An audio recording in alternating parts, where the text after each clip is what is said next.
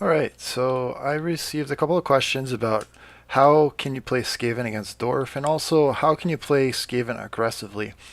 I think those two questions kind of go hand in hand because if you're playing Skaven against Dwarf, I think it's in your best interest to play aggressively because Wart Lightning cannons will not trade well with regular Dwarf cannons, so you might as well take the initiative and go get them.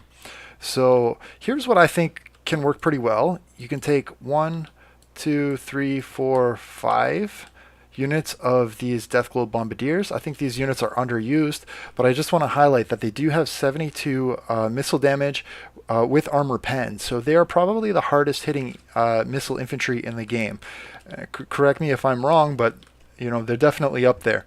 And they also usually the limitation of taking Deathglobe Bombardiers is they have a short range, right? If you take a look at their range, it's only 85. So anything that moves quickly can close that 85 gap very quickly, and that means they don't get a lot of time to fire. However, dwarfs are notoriously slow, which means that the Deathglobe Bombardiers have a niche against them. And I actually watched a YouTube video a little while back where they were talking about, the escalation of the war between Skaven and the dwarves, and how the Skaven, invented this new technology, and that was a huge boon to their war efforts, and that actually inspired me to bring this build. So I'm going to share this with you. I'm playing against Shingen, who's a very good opponent, and just I'll let the tape run, and we'll see how it goes. So my front line is mostly just clan rats here. I did bring Tretch, I believe, somewhere lurking in the shadows. Yeah, there he is, sulking along. And two Doom Wheels, because the Doom Wheels are always fun against dwarves, who tend to struggle with high-massed units. I also brought two units of Plague Monks, who are kind of sneaking around the outside. I'm going to be hunting for the Slayers with my Plague Monks. And if I can make contact with the Slayers with my Plague Monks, that will be a cost-effective trade for me. My opponent, Shingen, has the Goblobber, one cannon, and another Grudge Thrower. So I guess he was looking to just play defensively. He does have the prototypical two units of Slayers in the back, and then Longbeards on the flanks, I believe. Yeah, and Thunderers and a front line of Miners. So clearly my opponent knew what he was doing. He plugged the gap with two Dwarf Warriors. He's got the Runesmith, and he brought Ungrim Iron Fist. And I don't think Ungrim Iron Fist is the most competitive of Dwarf Lords, but he is a popular choice. You see him a lot. So yeah, there he was.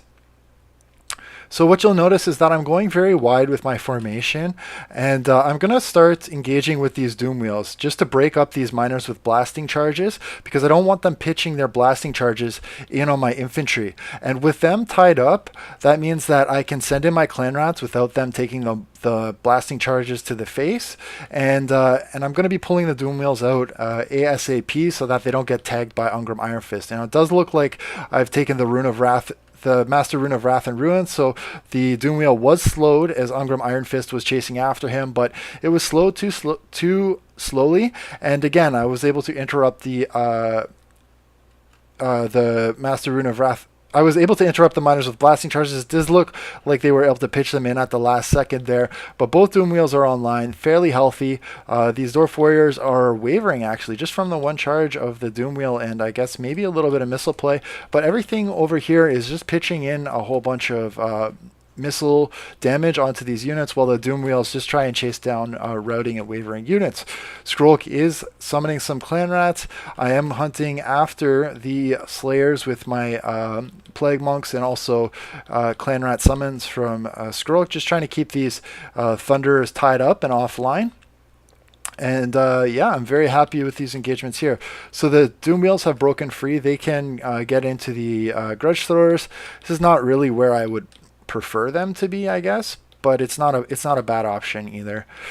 So yeah, the Deathglobe Bombardiers here looks like they did take a bit of damage, and they are going to start getting chased by these Longbeards. And what you'll notice is that the Dwarf front line is going to start extending out to try and catch these Deathglobe Bombardiers. But as they are extending out, that's left the back line essentially these goblobbers and cannons exposed, right? And if whenever you're able to pull Dorf away from their artillery crew, that opens up a lot of opportunities for you. And so the Deathglow Bombardiers have essentially done that for me.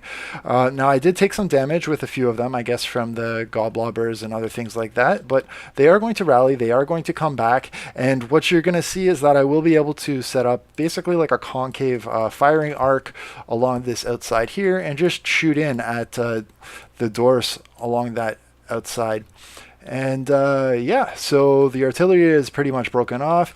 Bounce bar is in my favor now. Skrolk and this Rune Lord are going to get at it, just smacking each other with the flail and the hammer. I think I don't know. It's a pretty even fight. Maybe slightly favoring the Rune Lord. So I'm going to pull Skrolk out of there because I have no reason to fight him. Things are going very well here.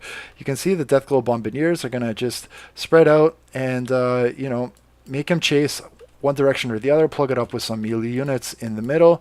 And all they have to do is hold for a little bit and wait while I pitch in the missile play. So now, yeah, the miners are breaking off.